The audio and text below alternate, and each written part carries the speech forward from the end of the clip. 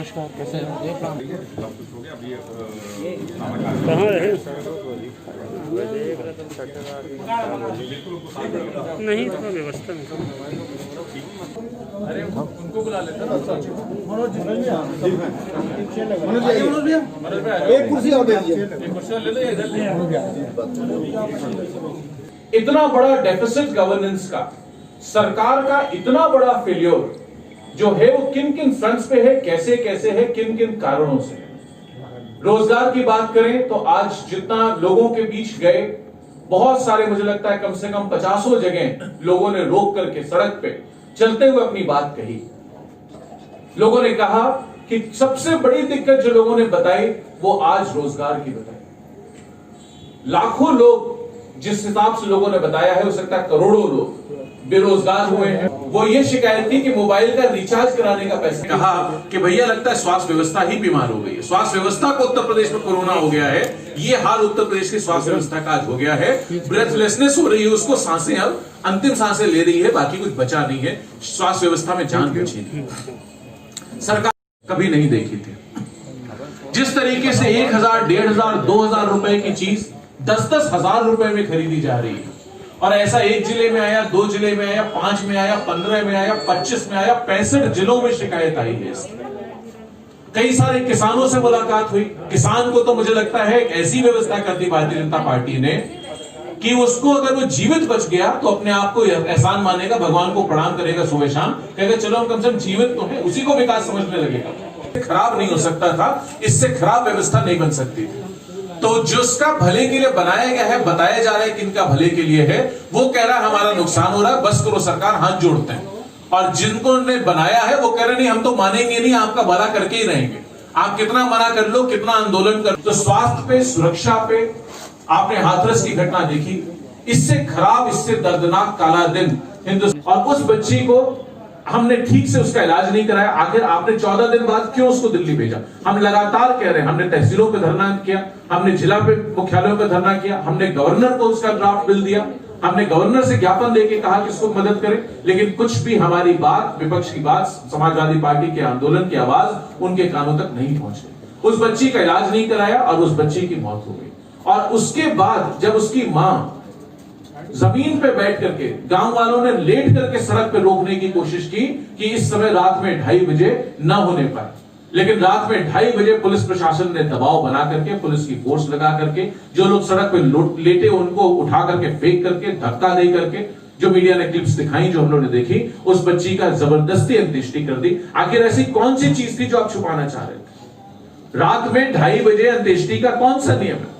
जो लोग हिंदू संस्कार के नाम पे, धर्म और जाति के नाम पे वोट लेने की बात करते हैं, जब जब चुनाव आता है तब उनको धर्म और जाति याद आती है, जब जब चुनाव आता है तब वो हिंदू मुसलमान की बात करते हैं, जब जब चुनाव आता है तब वो मंदिर मस्जिद की बात करते हैं। फिर चुनाव आ रहा है, आप देखना फिर आ जाएगा कोई ना कोई मुद्दा आपके बीच ही। आप तो ज्यादा देखते हो, हम लोग तो जब आप दिखाते हो तब बहुत सारी बात अब तक पहुंचती है। तो वो चीजें जो लोग उसकी बात करते हैं, उनको इतना नहीं पता कि हमारे धर्म में, हमारे संस्कार में, हमारे रीति रिवाजों में, हमारे किताबों में, हमारे शास्त्रों में जो लिखा है उसके हिसाब से सनसेट के बाद, सूर्यास्त के बाद अंतिम संस्कार नहीं करते। आपने 2:30 बजे पता कि पूरी हो जाती विश्वास जो उनकी निवेदन था। मां उसकी जमीन पे बैठ के कह रही, झोली फैला करके, कि मैं बच्ची को एक बार अपने घर तक ले जाना चाहती हूँ, वहां से विदा करना चाहती हूँ, और वो पुलिस ने नहीं होने दिया। इतना अत्याचार, हम लोग को तो पुलिस रोकी नहीं थी।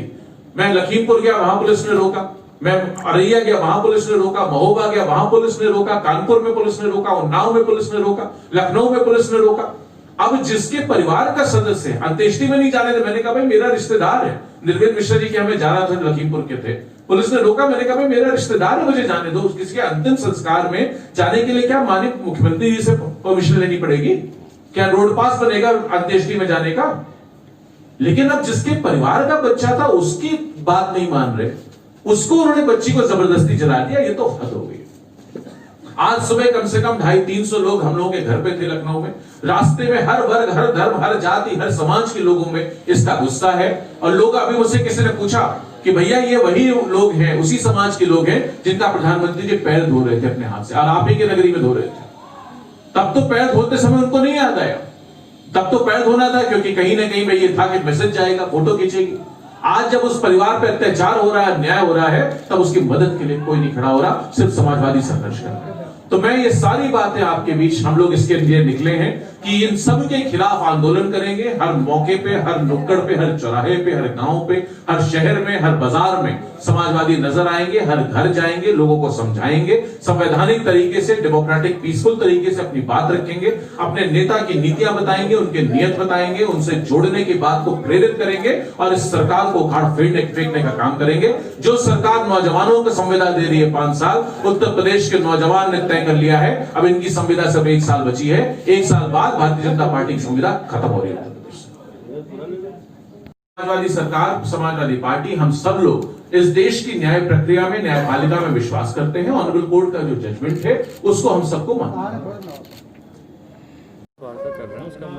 तो आज इलाहाबाद, कौशाम्बी, चित्रकूट, रायबरेली 4 शहरों के 4 जिलों के दौरे पे निकले हैं ये देखने के लिए कि सरकार किस तरीके से हर फ्रंट पे कोलैप्स हो गई है, फेल हो गई है। सुरक्षा की आप बात करें तो पूरे उत्तर प्रदेश में जंगल राज है। आज जिस तरीके से हाथरस कांड हुआ, एक बलात्कार और हत्याकांड मिलाकर के जिस तरह हुआ, आज पूरा उत्तर प्रदेश का दिल दहला हुआ है।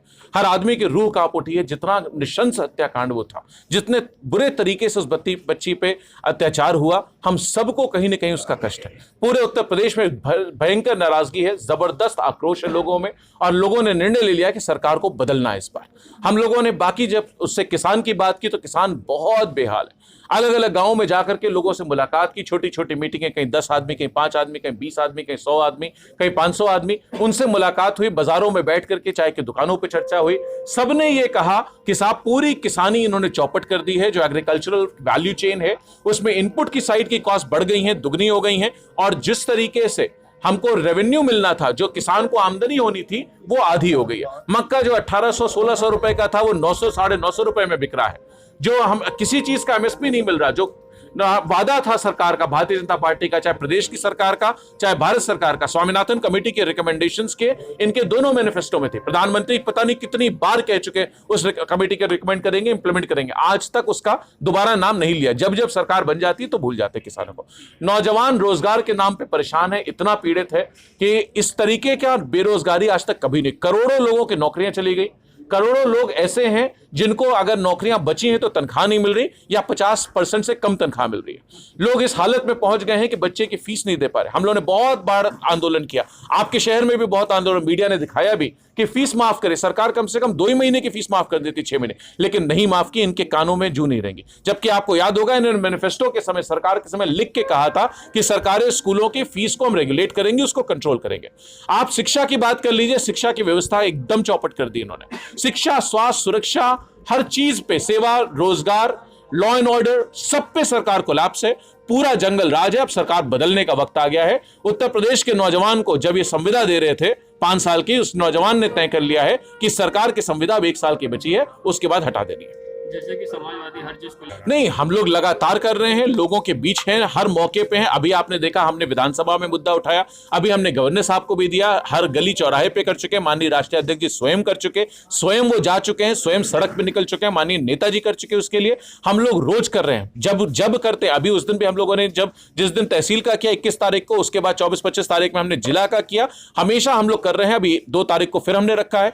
हम सारे मुद्दों को लेकर के, जनता की सारी आवाज लेकर के, जनता की बेरोजगारी का मुद्दा है, जनता की सुरक्षा का मुद्दा है, उत्तर प्रदेश को आगे बढ़ाने का मुद्दा है, जो इकोनॉमिक कोलैप्स के वर्ज पे ला दिया इन्होंने, उसका मुद्दा है। आज तनख्वाह नहीं दे पा रही सरकार, और मैं आपको और बता दूं, अगले 3-4 महीने और रुक जाइए, सरकार तनख्वाह किसी को नहीं दे पाएगी। 2-4 नौकरियों को सकता है तनख्वाह मिल जाए IAS-IPS को, बाकी किसी को उत्तर प्रदेश सरकार तनख्वाह देने की स्थिति में नहीं बचेगी। जिस तरह से बेटियों के, देखिए, ये बहुत ही, कह सकता हूं, दिल दहलाने वाली घटना थी। ऐसा कृत्य, और सरकार का जब रसूख टूट जाता है, जब सरकार का इकबाल खत्म हो जाता है, जब पुलिस और प्रशासन से लोगों का विश्वास हट जाता है, जब कुछ खास लोगों को थाने चलाने की जिम्मेदारी दे दी जाती है, जिले चलाने की जिम्मेदारी दी जाती है, महत्वपूर्ण ऑफिस चलाने की जिम्मेदारी दे दी जाती है, अलग अलग जिलों में जहां आप नजर उठा के देख लीजिए, एक ही वर्ग, एक ही समाज के लोग जब सत्ता चलाते हैं, तो उस समाज को यह मैसेज जाता है कि हम कुछ भी कर सकते हैं, हमारा कुछ नहीं होने वाला। हाथरस का आपने कांड देखा, आखिर ऐसी क्या बात थी जो उनकी इतनी हिम्मत बढ़ी हुई थी?